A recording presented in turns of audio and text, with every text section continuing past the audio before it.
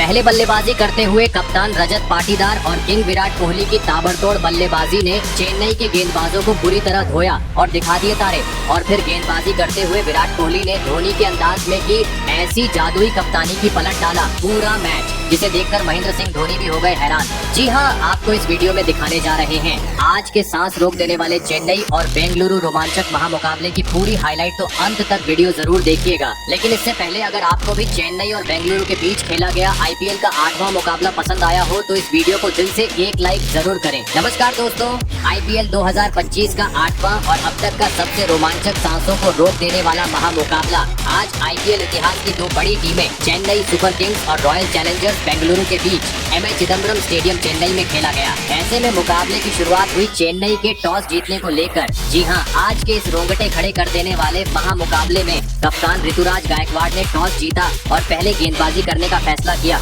और विपक्षी टीम बेंगलुरु को बल्लेबाजी के लिए आमंत्रित किया था। फिर मुकाबला शुरू हुआ। रनों की बारिश करने के इरादे से बेंगलुरु की ओर से किंग विराट कोहली और फिलिप्स साल्ट ओपनिंग बल्लेबाजी करने के लिए मैदान में उतरे। दोस्तों, इन दोनों ही बल्लेबाजों के कंधों पर इस महामुकाबले में अपने टीम को एक विस्फोटक ओपनिंग शुरुआत दिलाने की बड़ी जिम्मेदारी थी और ऐसा ही कुछ बेंगलुरु के दोनों ही ओपनिंग बल्लेबाजों से देखने को भी मिला। जी हां, खास करके फिलिप्स साल्ट के बल्ले से, जिन्होंने मैदान में उतरते ही आतंक मचा दिया और चेन्नई के गेंदबाजों के खिलाफ विस्फोटक अंदाज में ताबड़तोड़ बल्लेबाजी करते हुए पहले 3 ओवर में ही स्कोरबोर्ड पर 32 रन लगा दिए। दोस्तों, एक छोर से जहां फिलिप्स साल्ट ताबड़तोड़ बल्लेबाजी करते हुए चेन्नई की गेंदबाजों की पिटाई कर रहे थे, तो दूसरी ओर आज विराट कोहली का बल्ला खामोश था। जी हाँ, बड़ा शॉट तो कोहली खेलने का प्रयास कर रहे थे, लेकिन उसमें सफल नहीं हो पा रहे थे, जिस कारण दबाव बढ़ता जा रहा था। और दोस्तों, इसी दबाव का फायदा उठाया मैच का 5वां ओवर लेकर आए नूर अहमद ने, जिन्होंने ताबड़तोड़ बल्लेबाजी कर रहे फिलिप्स साल्ट को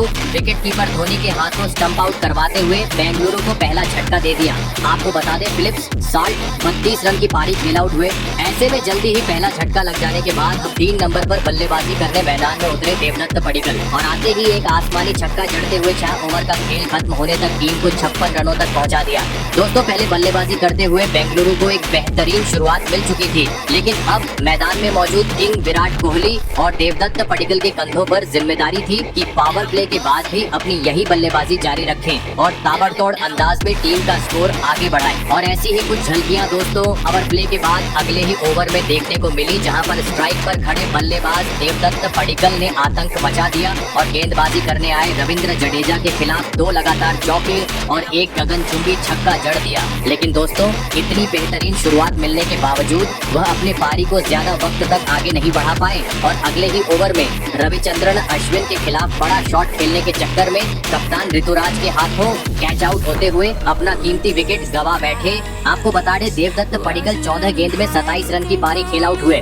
दोस्तों, पहले 10 ओवर में ही बेंगलुरु अब अपने 2 बड़े बल्लेबाजों को गवा चुकी थी। ऐसे में अब विराट कोहली का साथ निभाने मैदान में उतरे कप्तान रजत पाटीदार। जरूरत की साझेदारी निभाने की और ऐसी ही कुछ झलकियां अगले कुछ ओवरों में देखने को भी मिली, जहां पर मैच के 11वें ओवर में स्ट्राइक पर खड़े बल्लेबाज किंग विराट कोहली ने आखिरकार अपना विराट रूप दिखाया और लगातार 2 गेंद को सीमा रेखा के पार पहुंचा दिया। दोस्तों, लग रहा था किंग विराट कोहली टीम के लिए आज बड़ी पारी खेलेंगे, लेकिन तभी मैच के 13वें ओवर में गेंदबाजी करने आए नूर अहमद ने एक बार फिर अपना जादू बिखेर दिया और ओवर की तीसरी गेंद पर कोहली को अपने जाल में फंसाते हुए बाउंड्री पर कैच आउट करवा दिया। आपको बता दें, विराट कोहली आज 30 गेंद में 31 रन की एक धीमी पारी खेल आउट हुए। दोस्तों, कोहली के विकेट गिर जाने के चलते बेंगलुरु अब दबाव में थी। ऐसे में अब मैदान में उतरे विस्फोटक बल्लेबाज लियाम लिविंगस्टोन। दोस्तों, चेन्नई के सामने एक विशाल लक्ष्य खड़ा करना था, तो अब जरूरत थी हर ओवर में कम से कम 15 से 20 रन बटोरने की। और दोस्तों, इसकी शुरुआत की कप्तान रजत पाटीदार ने, जिन्होंने मैच के 14वें ओवर में एक बार फिर रविंद्र जडेजा की बुरी तरह पिटाई कर दी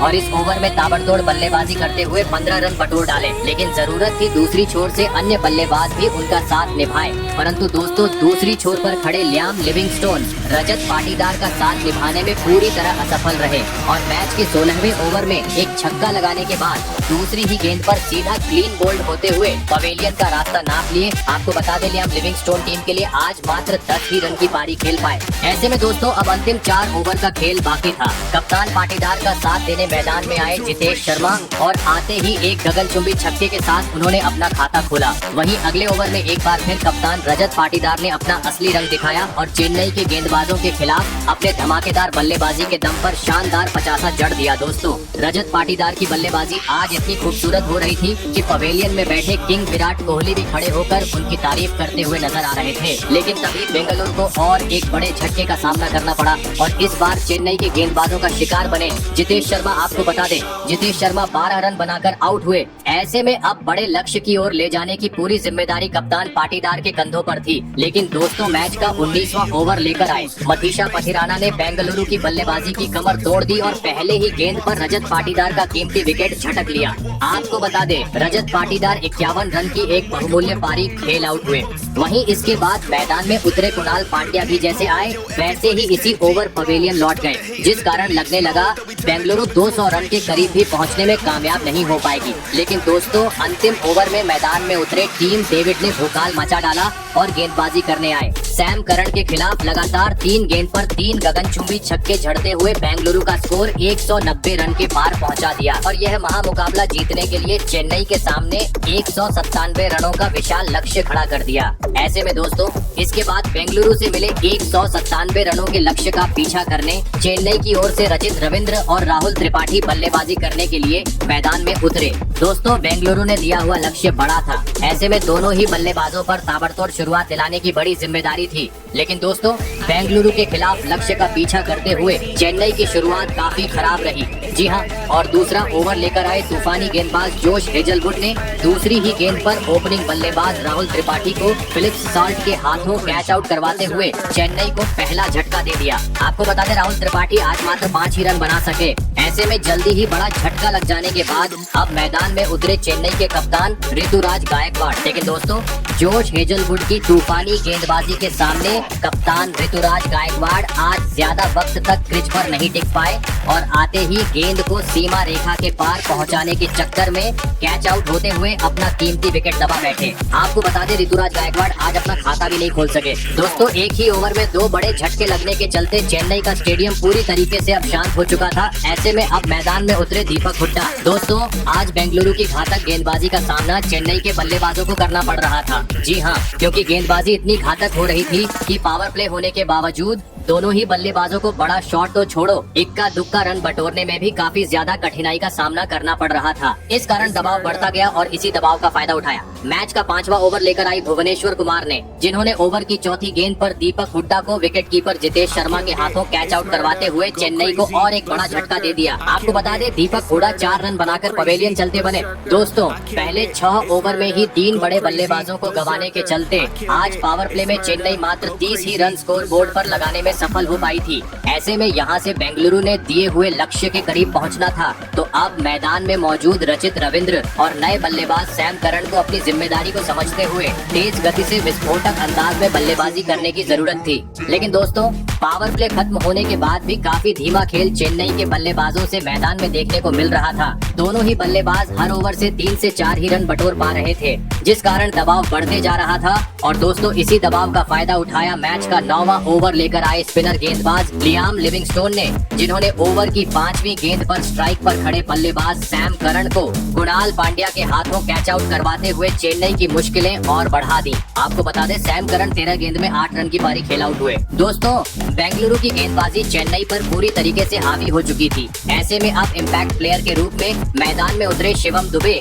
और आते ही उन्होंने एक गगनचुंबी छक्का और एक तेज तर्रार चौके के साथ अपना खाता खोला। लेकिन इसके बाद एक बार फिर चेन्नई की बल्लेबाजी धीमी हो गई, जिसका रन रेट बढ़ते बढ़ते 15 का हो चुका था। दबाव पूरी तरीके से चेन्नई के बल्लेबाजों पर था, क्योंकि लक्ष्य को हासिल करना था तो हर ओवर में बड़े शॉट जड़ना जरूरी थे। लेकिन तभी मैच का 13वां ओवर लेकर आए बेंगलुरु के तूफानी गेंदबाज यश दयाल ने मैदान में चमत्कार कर डाला और एक ही ओवर में चेन्नई को दोहरा झटका दे दिया। जी हाँ, पहली गेंद पर सेट बल्लेबाज रचित रविंद्र को सीधा क्लीन बोल्ड किया, तो वही इसी ओवर की 5वीं गेंद पर चेन्नई के दूसरे विस्फोटक बल्लेबाज शिवम दुबे का भी पत्ता साफ कर दिया। आपको बता दें, रचित रविंद्र जहां 41 रन बनाकर आउट हुए, तो वही शिवम दुबे 19 रन बनाकर पवेलियन चलते बने।